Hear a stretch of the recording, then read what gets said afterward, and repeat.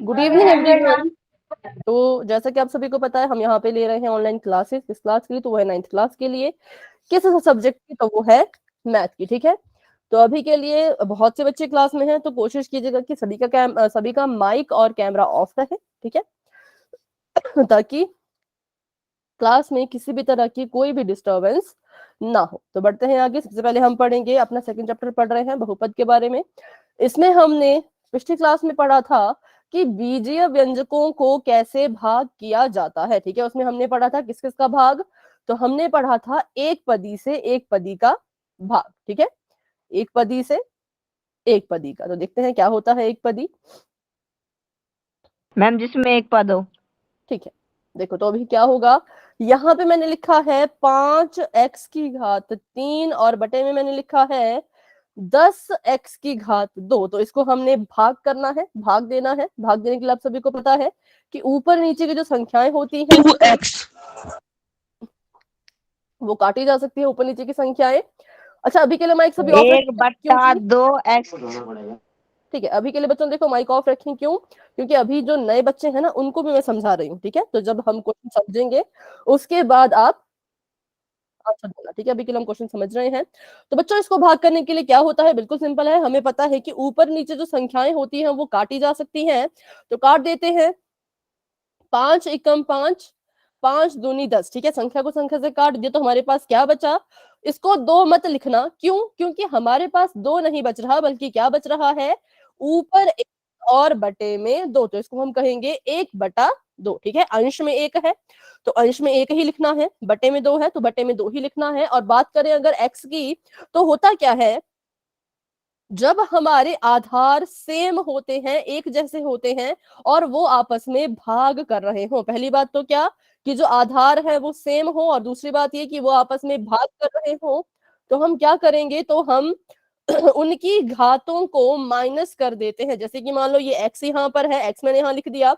उसके बाद ये जो ऊपर वाली घात है 3, नीचे वाली घात है 2, आधार सेम है, भाग कर रहे हैं, तो घातों को माइनस करना है। लेकिन घात को माइनस करने का भी एक तरीका है कि ऊपर वाली घात से नीचे वाली घात को माइनस करो। ऊपर वाली घात 3 है, नीचे वाली 2 है, तो इससे माइनस करना है 2 को। ठीक है। जिन बच्चों का डेटा खत्म होने वाला, बच्चों अपना डेटा बचा के रखा करें। देखिए, सिर्फ 3 ही दिन क्लास होती है, उन दिनों कोशिश किया करें कि आपका डेटा बच जाए। जैसे अभी एक और बच्चे ने लिखा कि डेटा खत्म होने वाला है, तो जब तक डेटा है तब तक क्लास में ही रहे। ठीक है, चल पड़ती है एक क्लास, 20% में भी चल पड़ती है, कुछ नहीं होता।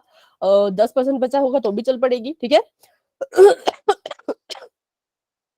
1/2 का 1/2, x का x, 3 में से 2 गए तो बच गया 1। तो ये हमारा फाइनल आंसर यहाँ पे आ चुका है कि संख्या को संख्या से काट दो। बात करें चर की, तो चर की घात में से आपने माइनस कर देनी है घात, अगर वो भाग हो रहे होते हैं। तो x यहाँ पे 2 बार था, x को हमने 1 बार लिखा। ऊपर वाली घात से नीचे वाली घात को माइनस करना है। गुड इवनिंग, गुड इवनिंग बेटा। अभी के लिए क्लास में ध्यान दें, ऊपर वाली घात से नीचे वाली घात को माइनस करना है। तो वैसा माइनस करके हमारे पास ये आंसर जो है वो आ चुका है। ठीक है, बढ़ते हैं आगे। ये था एक पदी से एक पदी का भाग। अब हम पढ़ेंगे बहुपद से बहुपद का भाग, जो कि हमने पिछली क्लास में थोड़ा सा पढ़ लिया था। अभी इसको फिर से करते हैं। इस क्वेश्चन को पहले करते हैं। तो ये है 7x⁻2 जमा 14x बटे में x+2। अभी अभी हमने सीखा कि ऊपर नीचे जो है वो काटा जा सकता है, तो क्यों ना हम इस x से इस x को काट दें, इस 2 से इस 7 को काट दें। ठीक है, बताएं जरा, मैंने ठीक किया? No ma'am. नहीं, नो, ये ठीक नहीं है, ये गलत है। देखो, वेरी गुड, बहुत अच्छे। मैम नीचे की छोटी संख्या तो नहीं कटेगी? एक मिनट मैम क्योंकि प्लस का निशान है इसलिए संख्या नहीं कर सकती। ठीक है, ठीक है। पहले तो वेरी गुड राहुल। देखिए, इन्होंने कहा कि अगर डेटा खत्म हो जाएगा तो वाईफाई से कनेक्ट करके भी क्लास लेंगे, क्योंकि क्लास इंपॉर्टेंट है, जो कि बहुत अच्छी बात है ना। तो बहुत अच्छे। और अब बात करें क्वेश्चन की, तो क्वेश्चन में हम नहीं काट सकते, क्योंकि हमने लास्ट क्लास में सीखा था कि अगर इसका आंसर 7x है।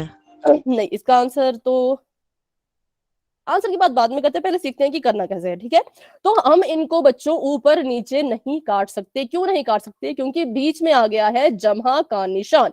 कभी भी अगर आपको ऐसे सवाल दिखे जहां पर क्या हो, जहां पे जमा का निशान हो बीच में, तो उन पदों को आप आपस में नहीं काट सकते हैं। देखो अगर ये सवाल ऐसा होता कि 7x की घात 2 है और गुणा में है 14x और बटे में है x गुणा 2, तब आप इनको काट पाते, क्योंकि तब इनके बीच में गुणा का निशान था। ठीक है, तब हम इनको काट सकते हैं बिल्कुल आराम से कि 2 सत्ते 14 और x से x कट गया तो हमारे पास आ जाता 7 सत्ते 49 और x का स्क्वायर। ठीक है, हमारा उत्तर आ जाता। लेकिन यहाँ पे हम इसको नहीं काट पाए, क्यों? क्योंकि यहाँ पर देखो बीच में जमा का निशान था। तो बिल्कुल ध्यान में रखना है, कभी भी किन्हीं दो पदों के बीच में या तो जमा का निशान आ जाए या अगर इनके बीच में माइनस हो रहा होता तो हम इनको ऊपर नीचे ऐसे नहीं काट सकते। ठीक है, अब सभी को याद रहेगा ये चीज? मैम एक मैम ठीक है, ठीक है, एक बार फिर समझते हैं, एक बार फिर समझते हैं। देखो हम अभी फर्क मान लो कि हमारे पास दो सवाल है। ठीक है, ये इसको मैं यहाँ पे लिख लेती हूँ, ध्यान से देखिएगा। मान लो हमारे पास दो सवाल है, पहला ये है, दूसरा मैं यहाँ पर लिखने जा रही हूँ कि 7x की घात 2 गुणा 14x बटे में 2 गुणा x। यहाँ पर सवाल की संख्याएं सेम है लेकिन संक्रिया अलग है। यहाँ पे जमा हो रहा है, ठीक है, और यहाँ पे गुणा हो रहा है। तो अगर कभी आपको गुणा वाले सवाल आते हैं जहां पे दो पद आपस में गुणा हो रहे हो, तब आप उनको ऊपर नीचे दाएं बाएं जैसे मर्जी काट सकते हैं। कैसे? ऊपर नीचे दाएं बाएं कैसे भी। इस 2 से चाहे तो इसको काट दो, 2 सत्ते 14, इस एक्स से चाहे तो ये वाला एक्स काट दो या फिर इसी एक्स से ये वाला एक्स स्क्वायर काट दो। ठीक है, आप कुछ भी कर सकते हैं, आप अपनी मर्जी से यहाँ पे काटा फांसी कर सकते हैं। लेकिन इस सवाल में आप यहाँ पे इनको ऊपर नीचे ऐसे नहीं काट सकते। ठीक है, इनको आप ऊपर नीचे नहीं काट सकते। क्यों नहीं काट सकते? क्योंकि जब भी पदों के बीच में जमा या माइनस का निशान आपको दिखेगा आप उनको नहीं काट पाओगे। इसको आप as a rule, as a नियम जो है वो याद रख सकते हैं। ठीक है, कि बीच में जमा का निशान आ जाए, बीच में माइनस का साइन आ जाए तो नहीं काटना है, गुणा रहेगा तो काट सकते हैं। तो अभी मतलब इसका मतलब ये हुआ कि इस सवाल में हम इनको ऊपर नीचे नहीं काट पाएंगे, लेकिन क्वेश्चन को हल तो करना है, सॉल्व तो करना पड़ेगा। तो कैसे सॉल्व करें? तो बिल्कुल सिंपल है, हमें पता है कि भाग हो या गुणा हो, कुछ भी हो, हम अपने पदों के गुणनखंड बना सकते हैं। तो मैंने क्या किया? मैंने वही किया। मैंने देखा कि ऐसे अगर मैं इसको सॉल्व करूं, काटना चाहूं, तब तो ये नहीं कट रहा, तो क्यों ना मैं अपने इन पदों के गुणनखंड बना लूं। ठीक है, क्या बना लूं? गुणनखंड। तो मैंने क्या किया, 7x स्क्वायर को लिख दिया 7 गुणा में 2 बार x। ठीक है, जमा का निशान 14x को मैंने लिख दिया 7 गुणा में 2 गुणा में 1 बार x, और बटे में देखा जाए तो बटे में हमारे पास x जमा 2 है तो x जमा 2 ही रहेगा। अभी भी इनमें से हम किसी को नहीं काट सकते क्योंकि ये वाला जो पद है इस पद के साथ जमा कर रहा है, तो अभी भी जमा का निशान तो नहीं हटा। हमने कहा ठीक है, अभी भी नहीं काट सकते, कोई बात नहीं। फिर हमने पिछली क्लासेस में पढ़ा है सार्वगुणनखंड वाला एक तरीका, एक मेथड। तो हमने कहा चलो वैसा ही कर लेते हैं, इसमें से कुछ चीज को कॉमन ले लेते हैं और बाहर लिख देते हैं। तो मैंने देखा इसके पास भी मुझे 7 मिल जाएगा, इसके पास भी मुझे 7 मिल जाएगा, इसके पास भी x मिल जाएगा, इसके पास भी x मिल जाएगा। तो इसका मतलब दोनों पदों में दो चीजें कॉमन है जिसका नाम है 7 और साथ में x। ठीक है, तो मैंने इसको 7x को बाहर लिख दिया। जैसे ही आप कॉमन चीज को, सार्व चीज को बाहर लिखोगे, उसके तुरंत बाद आपने बच्चों ब्रैकेट शुरू करना है। ब्रैकेट के अंदर आप वो चीजें लिखेंगे जो इसके पास बच रही हैं। कब? जब हमने 7 और x को कॉमन ले लिया, इसको कॉमन ले लिया, इसको कॉमन ले लिया, कौन बचा? सिर्फ x। यहाँ पर देखें तो सिर्फ मतलब 2x नहीं बचेगा, सिर्फ x बचा। ठीक है, उसके बाद देखें तो दूसरे पद के पास इनके बीच में जमा का निशान है तो जमा का निशान लगा दो, मैम और 2 बचा 2 प्लस का 2 मैम लिया तो 2। ठीक है, 7 और x हमने यहाँ पे 7 और x हटा दिया तो 2 बच रहा है, तो ब्रैकेट कर दो क्लोज। तो ये हमारे पास ऐसा बन गया। उसके बाद बटे में x जमा 2 है तो बटे में x प्लस का 2। ठीक है बेटा, ये माइक ऑफ रखें, माइक ऑफ रखें बच्चों, माइक ऑफ रखें। डाउट होगा इसके बाद पूछना, अभी के लिए माइक ऑफ रखें। ठीक है, तो इसको मैंने जब सॉल्व किया तो मेरे पास जो है वो अंश में बचा 7x, ब्रैकेट के अंदर x + 2 और नीचे भी x + 2। अब देखो जब हम किन्हीं दो चीजों को ऐसे लिखते हैं बिना किसी चिन्ह के, तो हमें पता होता है वो दोनों आपस में गुणा कर रही हैं। इसका मतलब a जो है वो b के साथ गुणा कर रहा है। वैसे मैंने यहाँ पे नजर दौड़ाई तो मैंने देखा ये वाली चीज और ये वाली चीज इनके बीच में कोई चिन्ह ही नहीं है, तो इसका मतलब ये दोनों भी आपस में गुणा कर रही होंगी। ये मेरा 7x था, है ना, और ये था हमारा x+2, तो इनके बीच में कोई चिन्ह नहीं था। अगर 7x x+2 से जमा होता तो यहाँ पे जमा का निशान आता, अगर माइनस होता तो माइनस का निशान होता, भाग हो रहा होता तो भाग का निशान होता, लेकिन कोई निशान नहीं था, तो हमने खुद समझना है कि इनके बीच में गुणा हो रहा होगा, क्योंकि a गुणा b को सिर्फ ए बी करके भी लिखा जा सकता है, हमें खुद समझना पड़ेगा कि यहाँ पे क्या हो रहा है। ठीक है, तो हमने समझा कि यहाँ पे गुणा हो रहा है। अब बढ़ते हैं आगे। अब देखो, तो अब जब ये दोनों पद आपस में गुणा हो रहे हैं तो क्या अब इनमें से किसी एक को काटा जा सकता है? Yes yes ma'am. क्योंकि अब ये जमा नहीं हो रहे ना माइनस हो रहे, कौन कौन से चिन्ह हमें काटने नहीं देते, तो सिर्फ जमा और माइनस के चिन्ह। गुणा हो रहा हो तो कोई चिंता नहीं होती, हम क्या करेंगे, हम इसको काट देंगे। तो x+2 से x+2 कट गया, क्योंकि दोनों एक ही ब्रैकेट में है और यहाँ पे ये गुणा हो रहा है। देखो कभी भी ऐसे मत काटना, ऐसे मत काटना कि x को x से काट दिया, 2 को 2 से काट दिया, बिल्कुल ही गलत हो जाएगा। कभी भी इसको ऐसे मत काटना कि ऊपर वाले x से नीचे वाले x को काट दिया और ऊपर वाले 2 से नीचे वाले 2 को काट दिया, नहीं काट सकते। क्यों? क्योंकि दोनों ही जमा हो रहे हैं, जमा वाली चीज को कैसे काटोगे, लेकिन पूरे के पूरे ब्रैकेट को काटा जा सकता है। यहां से ऐसे कट लगाना है कि ये पूरी की पूरी चीज से कैंसिल हो चुकी है।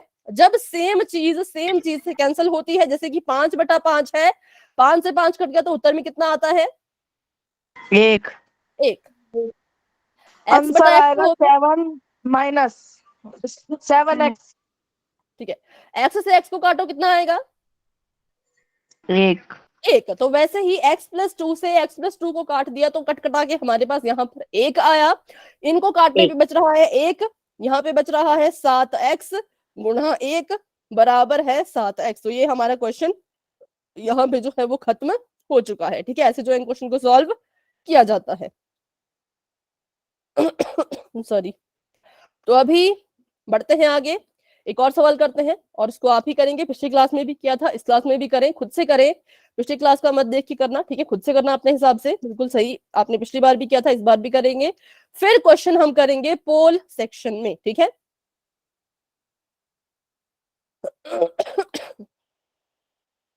और बटे में 6yz। तो यहां पर भी हम डायरेक्टली इनको अभी नहीं काट सकते, क्यों? क्योंकि ऊपर वाली चीज जमा हो रही है एक दूसरे के साथ, तो इनको नहीं काटा जा सकता अलग अलग। तो कोशिश करनी है कि इस जमा के निशान को यहां से गायब करो।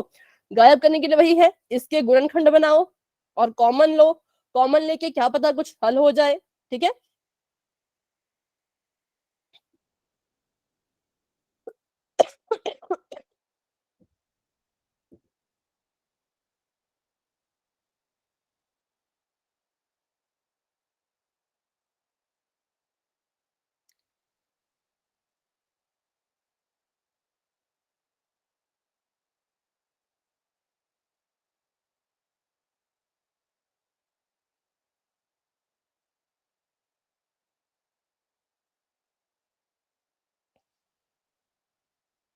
थ्री वाई जेड अपॉन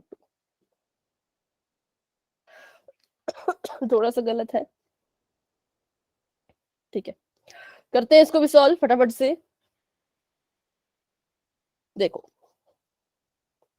हमने अपने अंश के जो है वो क्या बनाने हैं, वेक्टर बनाने हैं, गुणनखंड बनाने हैं। तो 3yz को तोड़ के लिखेंगे 3 गुणा y गुणा z में, जमा का निशान 9y² को तोड़ के लिखेंगे 9 गुणा y गुणा y गुणा z गुणा z।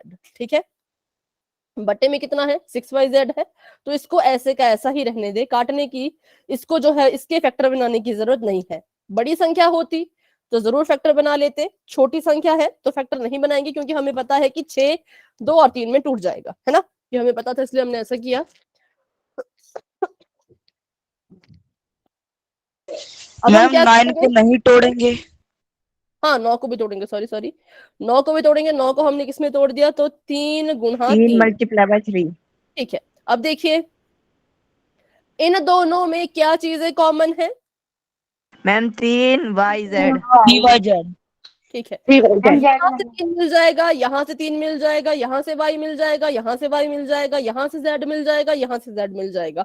तो मैंने क्या किया, मैंने 3YZ बाहर कॉमन ले लिया और कॉमन लेने के तुरंत बाद ब्रैकेट शुरू करो। पहले पद में से 3YZ कॉमन लेने के बाद क्या बच रहा है? 1। मैम 1। देखो, देखने में कुछ नहीं बच रहा, पर लिखने में हमेशा 1 लिखना है। देखने में हमें लग रहा है कुछ नहीं बच रहा, तो 0 मत लिखना, 1 लिखना है। जब आपका पूरा का पूरा पद बाहर कॉमन आ जाता है, उसकी जगह पे हमेशा 1 लिखा जाता है। ठीक है, बढ़ते हैं आगे। जमा का निशान, यहाँ पे क्या बचा? 3YZ। एक 3 ये, एक y ये, एक z ये, 3YZ। और इसके अपॉन में कितना है? इसके अपॉन में है 6YZ। तो उसको ऐसे का ऐसे। 6YZ। हाँ, कोई कुछ पूछ रहा है? मुझे ऐसा लगा किसी ने क्वेश्चन पूछा, तो फिर से पूछे। ठीक है, नहीं पूछा। उसके बाद देखो, तो अब देखो यहाँ पे हो चुका है कि जमा का निशान चला गया है अंदर, बाहर वाली चीज इस पूरे के पूरे ब्रैकेट के साथ गुणा कर रही है। तो अब मतलब हम इनको काट सकते हैं। ये भी 3YZ है, ये भी 3YZ है। 3YZ मैंने काटना है, किस वाले को काटूं? बाहर वाले को या अंदर वाले को? बाहर वाले को। बाहर वाले को। अंदर वाले को नहीं काट सकते, क्योंकि अंदर वाला जो है वो जमा हो रहा है, जमा होता है तो नहीं काट पाते हैं। बाहर वाला हो रहा है गुणा, तो इसको काट सकते हैं। तो इसको काट लेते हैं। 3 एकम 3, 3 दूनी 6, y से y कट गया, z से z कट गया। अंश में हमारे पास ये पूरी की पूरी चीज बच चुकी है अभी, क्योंकि ये नहीं कट पाई। तो इसको ऐसे कैसा ही लिखना है, 1 जमा 3YZ। और हर में हमारे पास क्या बचा? ये 6 कट गया था, इससे 2 निकल के आया, YZ कट गया था, तो 2 बचा, सिर्फ और सिर्फ 2। तो ये हमारे पास ये हमारा आंसर है। ठीक है, तो ये था हमारा आंसर। तो चलो, अभी इसमें किसी का कोई डाउट है तो पूछे, क्योंकि हम इसको पिछले क्लास में भी कर चुके थे, इसलिए इस क्लास में डिटेल में हमने नहीं पढ़ा। अच्छा, पहले मेरी बात सुने। जो बच्चे क्लास को पहली बार अटेंड करते हैं बच्चों, वो बेटा माइक ऑफ रखे। किसी का माइक ऑन है? कृष्णा बेटा, हाँ।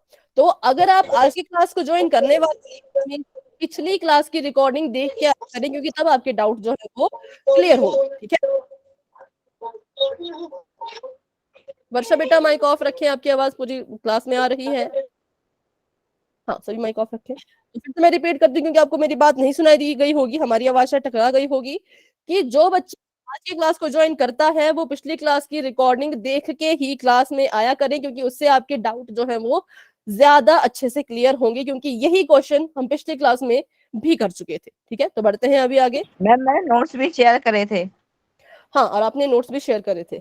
हाँ, तो ठीक है, अभी एक क्वेश्चन करेंगे, उसके बाद हम क्वेश्चन करेंगे सीधा पोल सेक्शन में। तो अभी आपके पास एक और मौका है क्वेश्चन समझने का, अपनी गलतियां ठीक करने का। ठीक है, क्वेश्चन आप सभी के सामने बच्चों ये है, 15A बटे में 3, यहां पर है h जमा 9 की घात में 2, और ऊपर है h जमा 9 की घात में 3। चलिए इसको हल करें और अपना आंसर मुझे बताएं। एक हिंट सुन मैम ली। वो क्यू है कि ए है? हाँ जी, मैम वो क्यू है कि ए है? ए। तो मैम एच के बाद प्लस करके। 9 क्यों लग रहा है क्या? वो 9 है। मैं फिर से लिखती हूँ उसको। ये 9 है, इसको क्यों मत समझना, 9 है। ठीक है,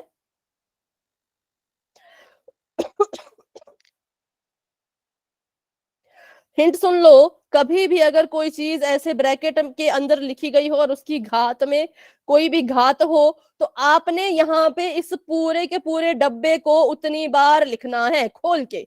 x प्लस 2 की घात 4 थी, तो x जमा 2 को 4 बार लिखो, बीच में गुणा का निशान लगाओ। ठीक है, x प्लस 2 गुणा का निशान, x प्लस 2 फिर से गुणा का निशान, x प्लस 2, पूरे के पूरे डब्बे की घात है ना 4, तो मतलब पूरे के पूरे बॉक्स को फिर से लिखो। तो h प्लस 9 जहां 3 बार लिखा गया है, वहां पे h plus 9 h plus 9 h plus 9 3 बार लिखना है अलग अलग ब्रैकेट में, और नीचे जो है 2 बार लिखना है। ठीक है, अभी आप इसके फैक्टर तो नहीं बना रहे, कहीं फैक्टर बनाने की जरूरत नहीं है बच्चों। देखिए यहाँ पे ना तो जमा है ना तो माइनस है, गुणा हो रहे हैं, तो डायरेक्ट सॉल्व करो। फैक्टर तभी बनाने होते हैं जब बीच में जमा का या माइनस का निशान दिखे, लेकिन यहाँ पे तो देखो 15a के बाद कोई निशान ही नहीं है, मतलब ये गुणा हो रहा होगा। 3 के बाद भी कोई निशान नहीं है, तो मतलब ये भी गुणा हो रहा होगा, ठीक है। तो इसमें फैक्टर बनाने की जरूरत नहीं है। किसी का अगर सॉल्व हो चुका है तो आप मुझे बता सकते हैं। गुड इवनिंग, गुड इवनिंग बेटा।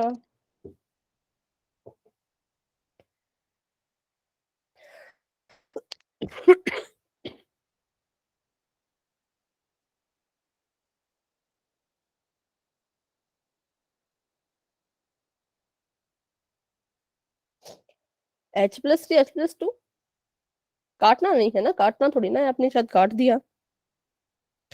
5a H+9 बिल्कुल ठीक है, बिल्कुल सही आपका आंसर है, वेरी गुड। करते हैं सॉल्व। बीच में ना कोई जमा का निशान था ना कोई माइनस का निशान था, इसका मतलब ये आपस में कट सकते हैं, तो पहले तो इसको काट दो। ठीक है, या अगर आपने नहीं काटना तो पहले इसको ऐसे लिख लो, क्योंकि इसको तो खोलना पड़ेगा, घात को तो खोलना पड़ेगा। तो 15a को अगर तोड़ना है तो तोड़ दो, आपकी देखो, हाँ आपकी मर्जी, आपने तोड़ना है तो तोड़ दो। 1+3 1+2 नहीं आएगा वर्षा बेटा, 1+3 1+2 नहीं है कहीं भी ऑप्शन में, तो इसलिए ये नहीं होगा, थोड़ा सा गलत है, फिर से ट्राई करें।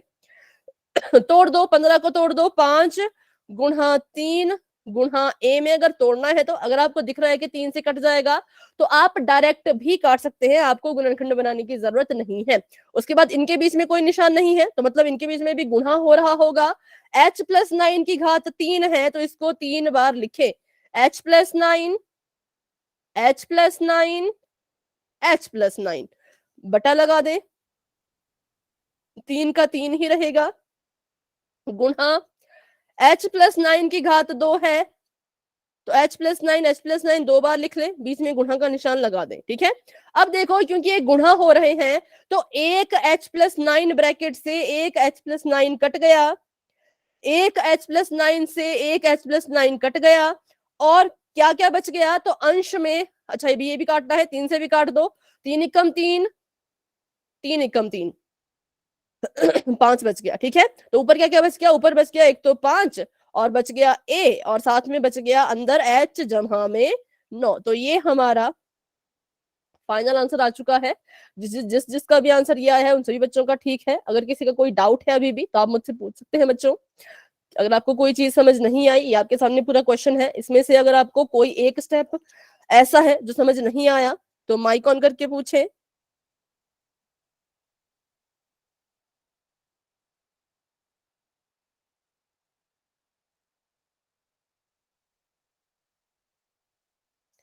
समझ आ गया तो वाई टाइप कर दे। अच्छा वर्षा बेटा, अपना आप SRN नंबर मुझे दे देना, SRN नंबर, तो मैं बात करूंगी कि आप क्लास लगा रहे हैं पर आपका नाम नहीं आ रहा, ठीक है। SRN नंबर मुझे दे दीजिएगा, ठीक है बच्चों। तो अभी एक क्वेश्चन कर ही लेते हैं पोल में, ताकि मुझे पता लग सके कितने बच्चों को डाउट है, कितने बच्चों को क्लियर है, क्योंकि इसका असली पता तो पोल के क्वेश्चन में ही लगता है ना।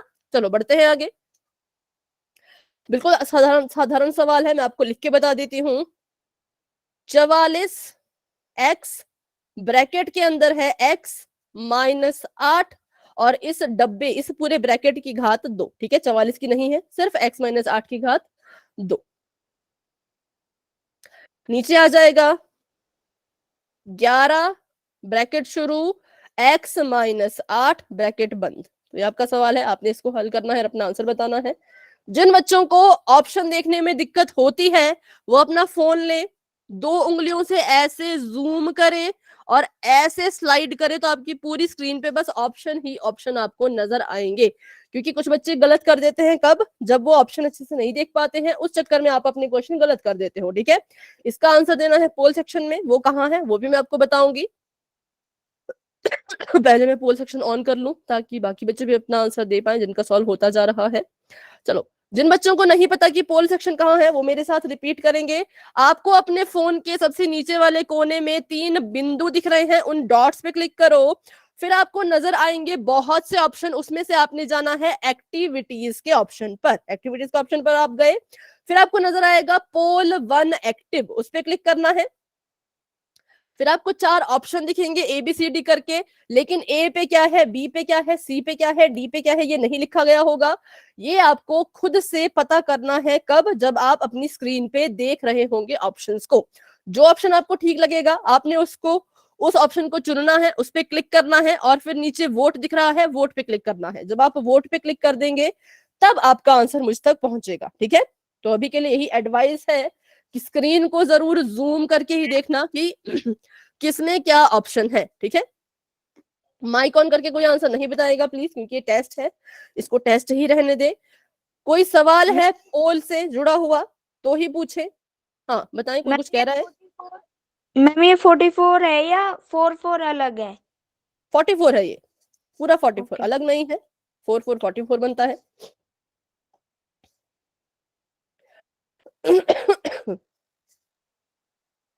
(44) के साथ x भी है, इसका भी ध्यान रखें। 44x और x - 8 का स्क्वायर अलग से है। मैडम हाँ जी, मैम ये x माइनस का 8 ब्रैकेट बंद है दोनों साइड से, स्क्वायर है इसका, तो फिर डबल x हो गया, ये तो एक अलग से हो गया ना। डबल x नहीं होगा।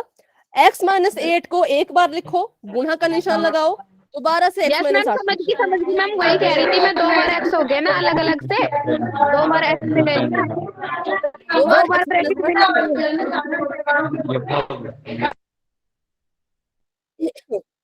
कृष्णा बेटा माइक ऑफ रखें। 19 बच्चों के आंसर आ चुके हैं, वेरी गुड। क्लास में हमारे पास अभी हैं 35 स्टूडेंट्स। 35 में से 21 बच्चों ने अपना आंसर दे दिया है, बहुत अच्छे, बहुत बढ़िया।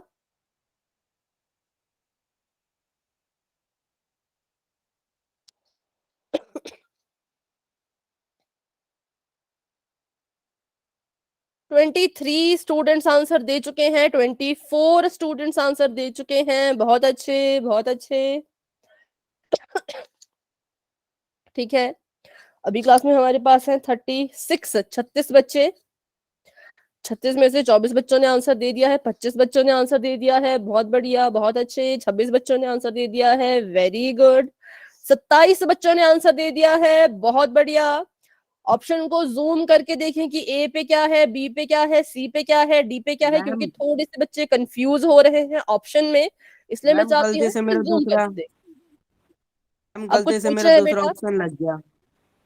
गलती से दूसरा ऑप्शन लग गया, ठीक है, पर अभी के लिए माइक ऑफ रखें, कोई बात नहीं, उसके बारे में हम बाद में बात करेंगे, ठीक है। अभी के लिए माइक ऑफ रखें। चलो, तो 30 बच्चों के आंसर आ चुके हैं, वेरी गुड। हमारे पास क्लास में अभी 34 स्टूडेंट्स हैं, तो अभी हम थोड़ी देर में करने वाले हैं 10 सेकंड का वेट, उसके बाद हम पोल को एंड कर देंगे, ठीक है। तो अभी करते हैं 10 सेकंड का वेट। 10 9 8 7 6 5 4 3 2 1। 34 में से 34 बच्चों में से 34 बच्चों का ही आंसर आ चुका है, वेरी गुड। और इसका रिजल्ट आपको वहीं पे दिख रहा होगा जहां पे आपने अपना अपना आंसर दिया है कि कितने बच्चों ने किस ऑप्शन को चुना था। तो 19 बच्चों ने 19 चुना बच्चों है ने किया है ऑप्शन मैम नंबर मेरा सी। गलती से वो वाला टिक लग गया है, मैंने ऑप्शन नोटबुक नंबर में सी। ये आंसर आ रहा है मैम मेरा। ठीक है, अभी के लिए सभी बच्चे माइक ऑफ करें, ठीक है बेटा। अगर गलती से हो गया तो कोई बात नहीं, पर नेक्स्ट क्वेश्चन में ध्यान रखिएगा, ठीक है। जूम करके ऑप्शन देख लेना नेक्स्ट क्वेश्चन में, ठीक है। चलो, अभी के लिए करते हैं इसको सॉल्व।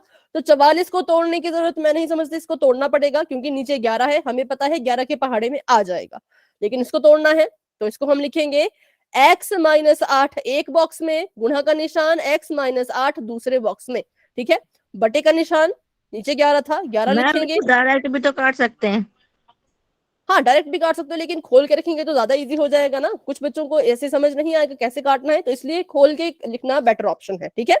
हाँ, अगर आपको डायरेक्ट आता है तो आप डायरेक्ट भी कर सकते हो। उसके बाद देखो तो 11 से काट दो, 11 एकम 11, 11 चौके 44। x - 8 से एक x - 8 का पूरा ब्रैकेट कट गया।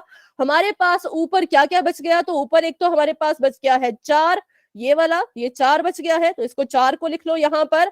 x बच गया है क्योंकि 11 से 44 ही कट पाया, x तो नहीं कटा था, है ना, x तो नहीं कटा था, तो इसलिए x भी आएगा। 4x गुणा का निशान और एक ये x - 8, तो ये आपके पास आंसर बच रहा था, जो कि कहाँ है, जो कि ऑप्शन नंबर सी में है। ठीक है, ऑप्शन नंबर सी में है। तो बहुत से बच्चों ने ऑप्शन नंबर बी को किया था, कम से कम 11 बच्चों ने। तो आपकी गलती क्या हुई? गलती सिर्फ इतनी सी हुई कि आपने यहाँ पे एक्स नहीं लगाया, एक्स को आप भूल गए। बाकी अगर आप यहाँ पे एक्स का ध्यान रखते तो आपका आंसर बिल्कुल ठीक होता। लेकिन अगर यही क्वेश्चन आपको एग्जाम में आता है बच्चों, तो इसके आपको मार्क्स मिलेंगे। यहाँ पे क्वेश्चन गलत हो जाते हैं कभी कभी, क्यों? क्योंकि एक गलती से भी पूरा क्वेश्चन गलत, क्योंकि एमसीक्यू है, एमसीक्यू में तो छोटी सी गलती होगी, क्वेश्चन गलत हो गया। पर एग्जाम में जब क्वेश्चन आएगा तो आपको हर एक स्टेप के अलग अलग मार्क्स मिलते हैं। इसलिए एग्जाम में अगर ये क्वेश्चन आता तो आपको आधा या 1 नंबर इसका मिल जाता। ठीक है, सॉल्व किया था, गलती से टिक हो गया, कोई बात नहीं, कोई बात नहीं, इसका गलती से हो गया वो नेक्स्ट क्वेश्चन में ध्यान रखें, क्योंकि अभी हम एक और क्वेश्चन करने वाले हैं पोल में ही। ठीक है, चलो बढ़ते हैं आगे। उससे पहले आपकी चैट कर देते हैं ऑफ। मैंने सही, हाँ आपने सही सॉल्व किया था बिल्कुल, लेकिन आपने पोल में गलती से गलत कर दिया था, इसलिए इस बार ध्यान से करना। ठीक है, चलो ओके मैम। Okay ma'am. देखो यहाँ पे आपको दिया है 26x साथ में y। बेटा माइक ऑफ रखिए, अभी आप माइक ऑन नहीं कर सकते। 26 साथ में x साथ में y, उसके बाद ब्रैकेट में है x जमा का 5 और अगले ब्रैकेट में है y माइनस का 4। चलो उसके बाद बटे का निशान लगा देंगे। बटे में है 13 और 13 के साथ है सिर्फ और सिर्फ x। 26 के साथ x y दोनों है, 13 के साथ सिर्फ x है, और उसके साथ मेरा ब्रैकेट में बेटा माइक ऑफ रखें, माइक ऑफ रखें, अगले ब्रैकेट में है y माइनस 4। ठीक है, आपने इसको सॉल्व करना है। और अभी देखिए एक बात मैं आपको बताऊं, तो आपको यहाँ पे आंसर जो है वो पूरा सॉल्व करके दिया है। आपका आंसर जो आएगा कुछ इस तरह का आएगा, एग्जाम्पल है वो, आपका आंसर ऐसा नहीं आएगा पर इस तरह का आएगा। देखें, अभी क्वेश्चन को सॉल्व ना करें, अभी यहाँ देखें, आंसर आपका आएगा कुछ इस तरह का। ये ए है, अंदर होगा एक चीज और दूसरी चीज। ठीक है, लेकिन ऑप्शन में ऐसा कोई आंसर आपको नजर नहीं आएगा, तो आपने क्या करना है, जो चीज बाहर लिखी गई होगी उसको पहले इससे गुणा करना है, फिर उसको अंदर वाली चीज से भी गुणा करना है। इस तरह से आपने अपने क्वेश्चन को सॉल्व करना है। तो आंसर का जो पैटर्न है जो आपको दिखेगा वो इस रूप में दिखेगा, लेकिन इस रूप में आपको आंसर नहीं मिलेगा, आपको इसको सॉल्व करना पड़ेगा। ठीक है, तो अभी ये आप मैंने छोटा सा हिंट दे दिया। एक्स से एक्स कट जाएगा तो कितना बचेगा? एक्स से एक्स कट जाएगा तो 1। पर आप पूछ नहीं सकते बच्चों, अभी के लिए आपको पोल नजर आने वाला है। चलिए सॉल्व कीजिए, अपना अपना आंसर दीजिए, और इसका ध्यान रखना कि पूरा हल करना है। ब्रैकेट के बाहर जो चीज बचेगी उसको अंदर बारी बारी गुणा भी करना है, फिर जो आपका आंसर आएगा वही आपका फाइनल आंसर होगा। ठीक है, चलिए अभी करते हैं, अभी कीजिए सॉल्व।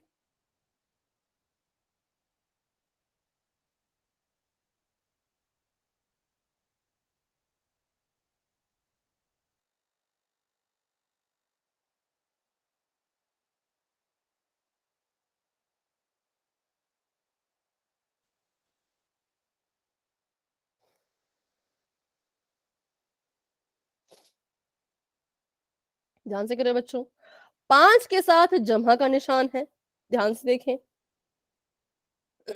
जब जमा का है तो आंसर में माइनस कैसे बन जाएगा? तो ऐसा ना करें, आप आराम से क्वेश्चन सॉल्व करें। मैंने कहा तो आपके पास ऐसी चीज बचेगी, ऐसा आपका आंसर आएगा कि एक चीज बाहर होगी, 2 चीजें अंदर होंगी। तो आपने पहले इस चीज से पहले पद की गुणा करनी है, फिर इसी चीज से दूसरे पद की भी गुणा करनी है, उन दोनों के बीच में जमा का निशान आएगा।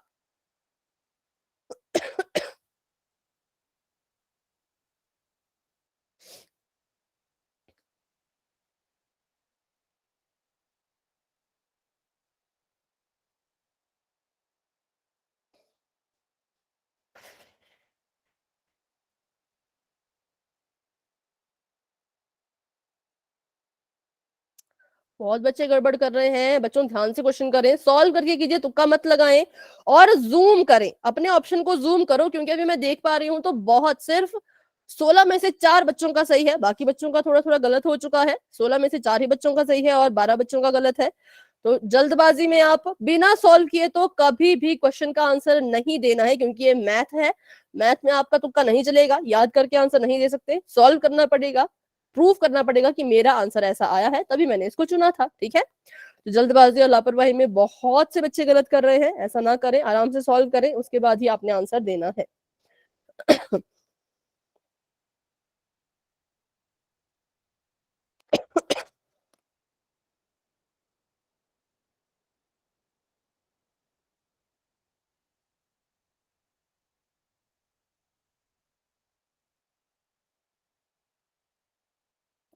18 बच्चों के आंसर आ चुके हैं, 19 बच्चों के आंसर आ चुके हैं। क्लास में हमारे पास अभी 39 स्टूडेंट हैं, 39 बच्चों में से 21 बच्चों के आंसर आ चुके हैं।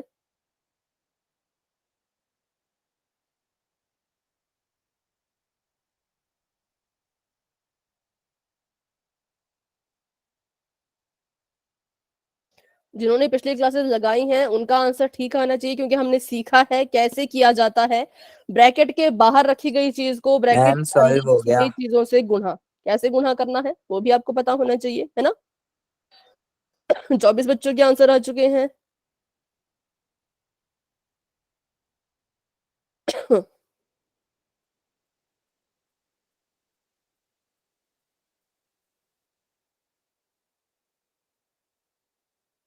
पच्चीस बच्चों के आंसर आ चुके हैं। Very good. क्लास में हमारे पास 39 स्टूडेंट हैं, तो 14 बच्चे अभी भी रहते हैं, तो वो भी आराम से इसको सॉल्व करें और उसके बाद ही अपना आंसर पोल सेक्शन में जाकर के देना है। 739 हो चुके हैं। 7:41 पे पोल को हम एंड करने के लिए गिनती शुरू कर देंगे। तब तक उम्मीद है कि सभी बच्चे अपना अपना आंसर दे देंगे। ठीक है,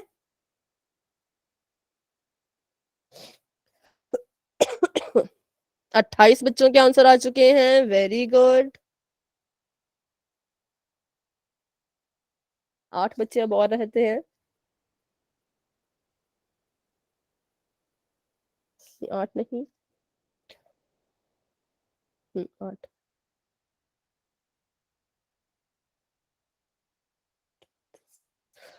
सॉरी, अभी 39 स्टूडेंट्स हैं, 29 बच्चों के आंसर आ चुके हैं, तो 10 बच्चे अभी रहते हैं। 7:40 हो चुके हैं। 7:41 के बाद हम पोल की गिनती शुरू कर देंगे। ठीक है, तब तक के लिए सॉल्व कर ले, अभी भी काफी टाइम है।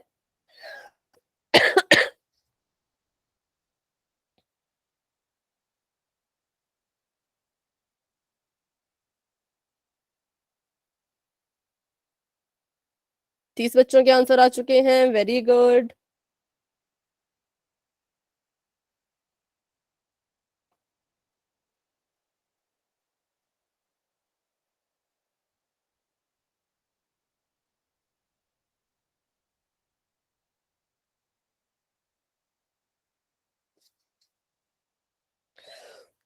इकतीस बच्चों के आंसर आ चुके हैं। चलिए 741 हो चुके हैं, तो अभी हम करते हैं 10 सेकंड का वेट। जिन बच्चों ने आंसर नहीं दिया वो अपना आंसर 10 सेकंड में दे देना। ठीक है, 10, 9, 8, 7, 6, 5, 4, 3, 2, 1। पोल हो चुका है एंड, और आपको इसका आंसर जो है वो अपनी जहां पे आपने पोल का आंसर दिया है वहीं पे दिख रहा होगा। 12 मैम बच्चों ने इसका डी को आंसर टिक किया है, बी और है। बी को 9 ने, और ए को 10 ने, और टी को 1 ने। ठीक है, तो अब देखते हैं कितनों का सही कितनों का गलत। ठीक है, और जिनका गलत मैम बी होगा है। वो अच्छे से यहाँ पे सीखिएगा। हाँ, देखते हैं अभी सभी बच्चे ध्यान से देखिएगा। यहाँ पर सही होगा गलत होगा, अपने स्टेप्स मेरे स्टेप से मैच करते जाना, क्योंकि हम ये पिछली क्लासेस में इसको सीख चुके हैं। इसलिए बच्चों आपको कहा जाता है कि रेगुलर क्लासेस लगाएं। जिन्होंने जैसे रेगुलर क्लासेस लगाएंगे तो आपके कंसेप्ट ज्यादा अच्छे से क्लियर होंगे। ठीक है, तो अभी के लिए तोड़ के लिखते हैं। 26 को मैं 26 ही लिखूंगी, क्योंकि मुझे पता है 26 13 के पहाड़े में आता है। 26 गुणा में x गुणा में y, और बात करें आगे तो x+5 ऐसे का ऐसा, y-4 ऐसे का ऐसा। ठीक है, बटे का निशान लगा देंगे। बटे का निशान लगा लिया, बटे में है 13 और x, तो मतलब इसको हम करेंगे 13 गुणा में x, साथ में है y-4, तो y-4। अब ध्यान दें, ये इसके साथ गुणा कर रहा है, ये भी गुणा कर रहा है, ये भी गुणा कर रहा है। तो मैंने देखा कि y-4 से y-4 तो कट जाएगा, 13 एकम 13, 13 दूनी 26, ठीक है, और x से x कट गया तो 1 बचता है। तो यहाँ पे हमारे पास अंश में क्या क्या बच गया, तो देखो पहले तो ये 2 बच गया तो 2 को लिख लिया, फिर y बच गया तो y को लिख लिया, और ये तो कट गया है, ये भी कट गया है, ये बचा हमारे पास x जमा 5। तो मैंने कहा था आपका उत्तर जो है वो इस रूप में आएगा, लेकिन वो आपको अपने पोल में नहीं मिलेगा। क्यों? क्योंकि यहाँ पर अगर ऑप्शन नंबर ए को देखा जाए तो ये है 2y x-5, लेकिन हमारा जो आंसर आया वो कितना आया, वो आया 2y x जमा में 5। तो हमें इसको भी अभी और सॉल्व करना है, और इसको कैसे हल करना है ये हमने लास्ट क्लास में सीखा था। क्या होता है, जो चीज बाहर लिखी जाती है वो बारी बारी अंदर लिखी गई चीजों के साथ गुणा करती है। तो पहले ये जो 2y है, ये 2y गुणा करेगा x के साथ, जमा का निशान बीच में है, जमा का निशान लगा दिया, फिर यही 2y जो है वो गुणा करेगा 5 के साथ, ठीक है। करते हैं सॉल्व। तो यहाँ पे आ गया गुणा करके 2yx जमा 5 दूनी 10 और y, तो 2yx plus 10y is the right answer. देखते हैं किस ऑप्शन में है, तो वो है ऑप्शन नंबर बी में। ये देखिए, तो इसका मतलब ऑप्शन नंबर बी जो है वो सही आंसर है, क्योंकि मैंने कहा था इस रूप में आंसर नहीं मिलेगा, इस रूप में भी आंसर नहीं मिलेगा, और इसमें भी आंसर नहीं मिलेगा। ये तो पूरा ही गलत है, क्योंकि 2 के साथ x नहीं, 2 के साथ y बच रहा था, ठीक है। और यहाँ पे मैम मेरा आंसर सही है। ठीक है बेटा, वेरी गुड, जिनका भी सही है वेरी गुड। तो ऐसे इसका आंसर होना था 2yx प्लस 10y, ठीक है। तो अभी बढ़ते हैं आगे। किसी बच्चे को इस क्वेश्चन में डाउट है तो मुझसे आप दोबारा पूछ सकते हैं, लेकिन अगर आपको समझ आ गया कर सकते हैं, ठीक है। मैम कोई मेरा भी थोड़ा सा गलत हो गया, मैंने 2 को x से गुणा कर दिया और y को 5 से। मैम 2y को नहीं करा एक साथ। अच्छा, आपने क्या किया, 2 को x से और y को 5 से। y को अच्छा 5 से, ठीक इसलिए है, मैम मेरा थोड़ा गलत हो गया। कोई बात नहीं, कोई बात नहीं, लेकिन यहाँ पे क्या होना था, 2y दोनों को हमने एक साथ गुणा करना था, ठीक है। चलो, ओके मैम। और किसी का कोई डाउट? मेरा तो सेम है जी। सही है, ठीक है, वेरी गुड। और किसी का कोई डाउट है तो पूछ ले, क्योंकि देखिए बहुत से बच्चों का मैं अभी देख पा रही हूँ। तो no ma'am. No ma'am, easy है। ठीक है, 32 में से 23 बच्चों का गलत है, 9 बच्चों का सही है। तो 23 बच्चों को सभी को समझ आ गया क्या इसका आंसर होना था, कैसे होना था? Yes ma'am. ठीक है तो बढ़ते हैं आगे। Option number B is the right answer. अब हम पढ़ने वाले हैं बीजीय सर्वसमीका के बारे में, कि बीजीय सर्वसमीका क्या होता है, कैसी ये दिखती है, क्या इसकी खासियत होती है। तो अभी हम पढ़ चुके हैं बहुपद के बारे में, बीजीय व्यंजक के बारे में, समीकरण के बारे में। अब हम पढ़ेंगे बीजीय सर्वसमीका के बारे में। तो सबसे पहले तो आपको इसके नाम से ही इसके बारे में अंदाजा हो जाएगा। इसका नाम है सर्वसमीका, ठीक है। तो पहले हम शब्द लेते हैं सर्व।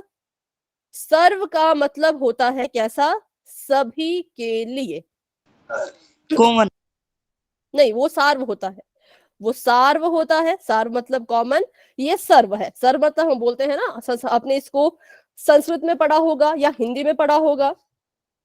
सर्व जनसाधारण मतलब सभी जनसाधारण लोगों के लिए, ऐसा हम यूज करते हैं जब हमने बोलना हो कि सभी के सभी लोग, सभी के सभी बच्चे, तो हम यूज करते हैं शब्द सर्व, जो कि यहाँ पर है सर्व।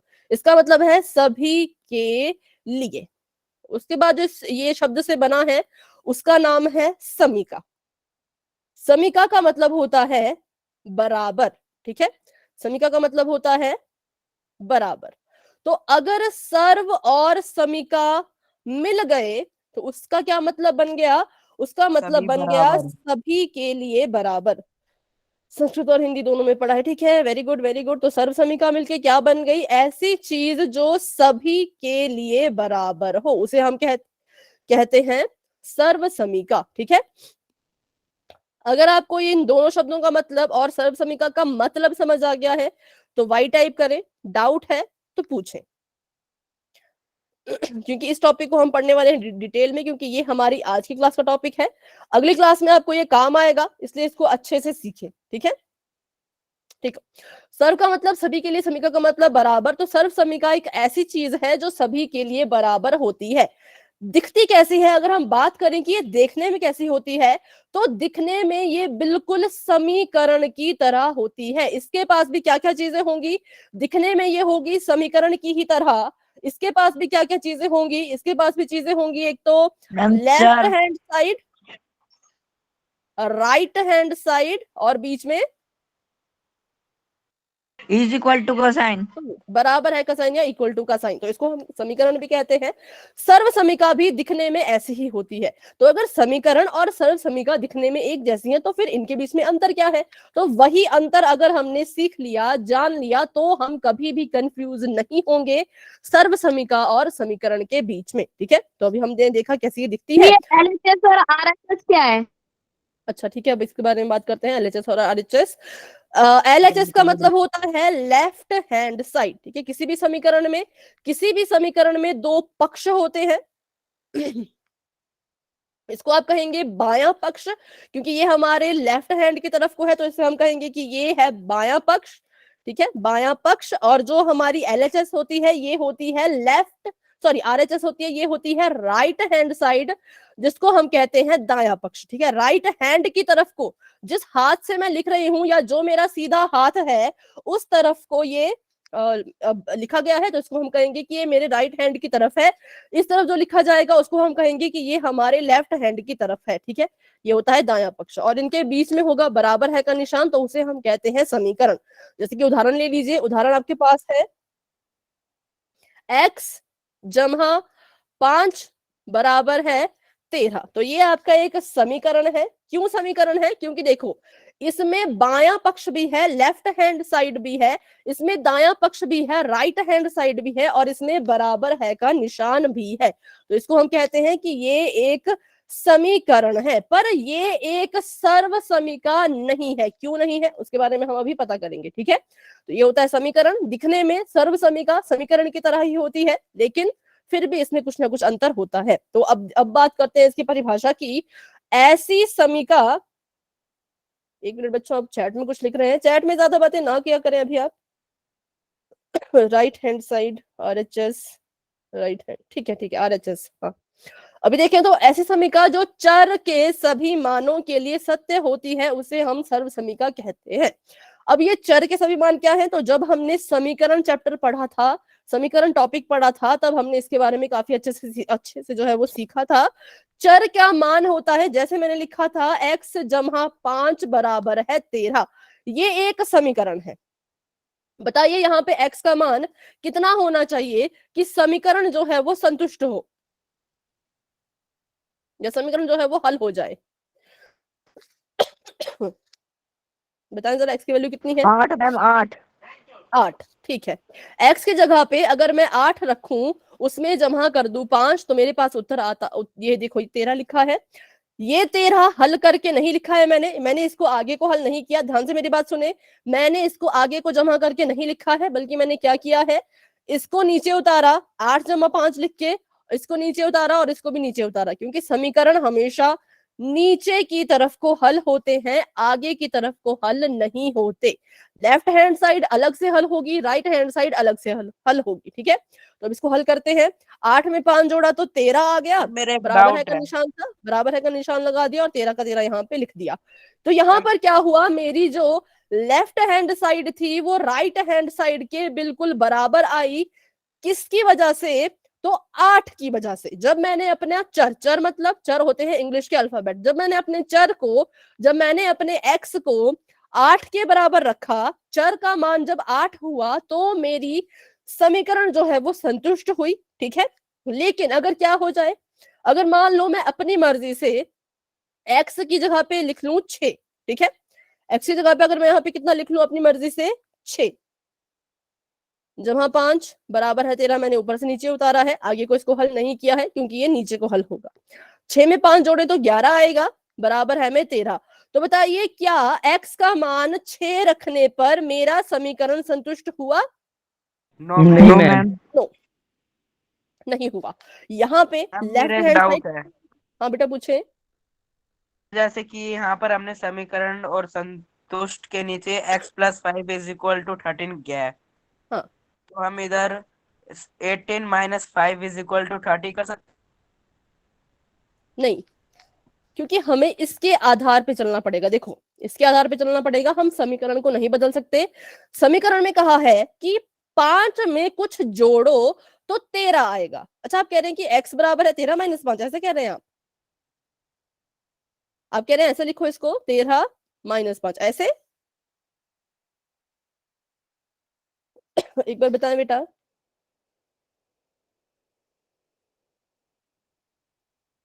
आपकी आवाज नहीं आ रही। शायद सौरभ ने डाउट पूछा था। आप कह रहे हैं कि इसको ऐसे लिखो, x बराबर है 13 - 5।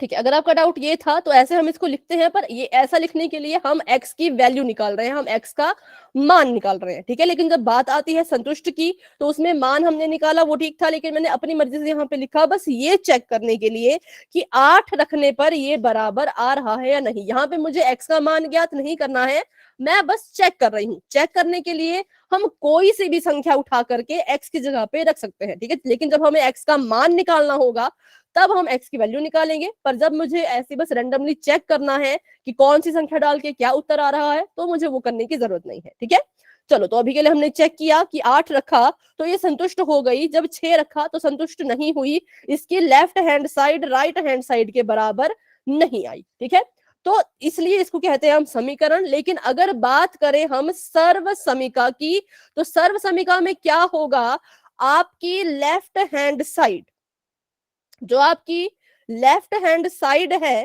ठीक है, वो हमेशा ही राइट हैंड साइड के बराबर आएगी, हमेशा। ध्यान रखिएगा इस शब्द को जो मैंने यूज किया, कि ऐसा हमेशा ही होगा। फिर चाहे आप वहां पे x की वैल्यू को बार बार बदलते रहो, लेकिन अंत में आपका लेफ्ट हैंड साइड हमेशा राइट हैंड साइड के बराबर आता जाएगा। इसीलिए हम उसे कहते हैं सर्व समीका, जो सभी के लिए बराबर होती है। जैसे करते हैं एक उदाहरण। अभी देखो, ऐसी समीका जो चर के सभी मानों के लिए सत्य होती है, उसे हम सर्व समीका कहते हैं। यहाँ पे इन्होंने हमें एक समीका दी है जिसका नाम है a+2 a+3 बराबर में a² + 5a = 6। तो ये इसकी लेफ्ट हैंड साइड है। पहले हम लेफ्ट हैंड साइड को हल करेंगे, फिर हम राइट हैंड साइड को हल करेंगे, और हर बार a का मान बदलेंगे। अभी मैं कह रही हूं a की जगह पे 1 लिखो, तो लिखते हैं। यहाँ पे अगर 1 लिखूं तो ये आ जाएगा 1+2, और ये आ जाएगा 1+3। यहाँ पे a की वैल्यू लिखूं तो यहाँ पे आ जाएगा 1 का स्क्वायर, 5 × 1 = 6। ठीक है, यहां से बन गया ये 2 + 1 3, गुणा में 3 + 1 4, 4 3 आ गया 12, और इसको हल करो तो यहाँ पे 1 का स्क्वायर करेंगे 1 ही आएगा। 5 × 5 6 का 6, 6 में 5 जोड़ो 11 आया, 11 में 1 जोड़ो तो 12 आया। तो देखो, हमने जब वैल्यू को 1 के बराबर रखा तो हमारी left hand side right hand side के बराबर आ रही है। सभी को समझ आया कि इसके बराबर कैसे आई और क्यों आई? LHS है Yes, left ma'am. Hand side, LHS है लेफ्ट हैंड साइड, जो इस तरफ लिखा गया है।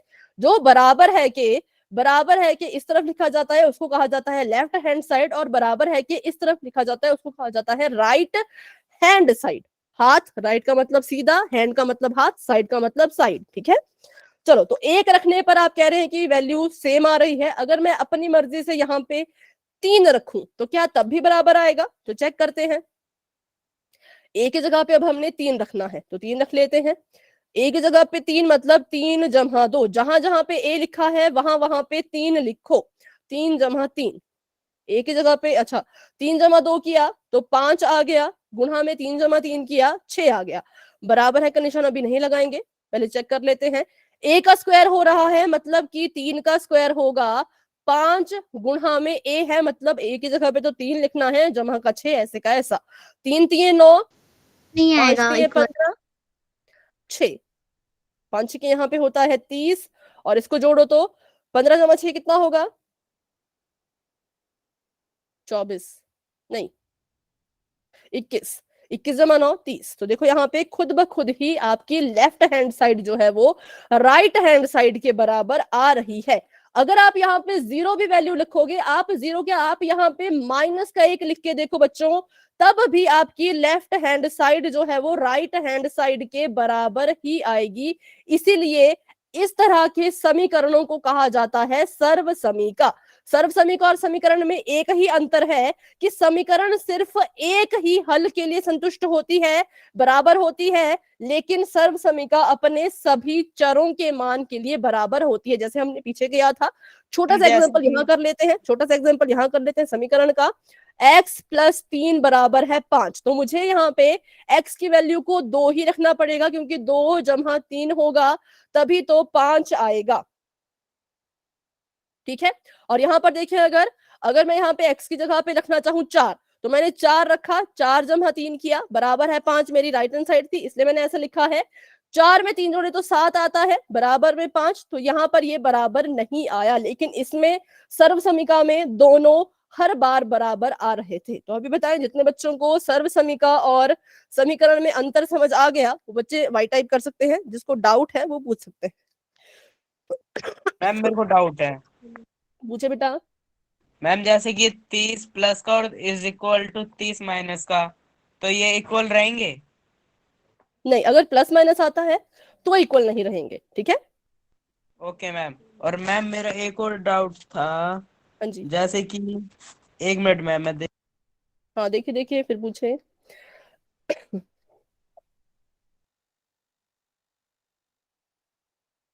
और किसी को भी कोई डाउट है तो बच्चों आप भी अपना डाउट पूछ सकते हो। ठीक है। मैम हाँ जी। मैम इसमें कोई भी डिजिट ले सकते हैं जो हमारा 5 आए, मतलब उसको ऐड करके 5 आए। और कोई हो यहाँ पर, इसकी बात आप कर रहे हैं? Yes ma'am. पर यहाँ पे ऐसा कोई डिजिट आएगा ही नहीं 2 के अलावा। अगर आ रहा है तो आप बता सकते हैं। नो मैम, ये 4 और +3 है ना, इसकी बात कर रही हूँ। अच्छा, यहाँ कुछ भी ले लो, यहाँ पे आप x की जगह पे कुछ भी लिख लो, आप यहाँ पे 3 लिख लो, तब भी ये बराबर नहीं आएंगे। कोई सा भी अंक लिख लो तो समीकरण बराबर, गुड नाइट मैम जी, बाय, गुड नाइट। तो समीकरण बराबर, सॉरी सर्वसमीका बराबर आती है, लेकिन समीकरण नहीं आएगा। ठीक है। Okay ma'am. मैम हाँ चलो, तो अभी आज की क्लास को यहीं तक रखते हैं। अभी देखो जिनका डाउट है वो क्लास में मेरा रहे, एक डाउट रह गया था। और बाकी हाँ आप क्लास में रहें, आप क्लास में रहें, बाकी बच्चे क्लास को लेफ्ट कर सकते हैं क्योंकि क्लास का टाइम हो चुका है। सौरभ बेटा आप क्लास में ही रहना। ठीक है। Bye ma'am.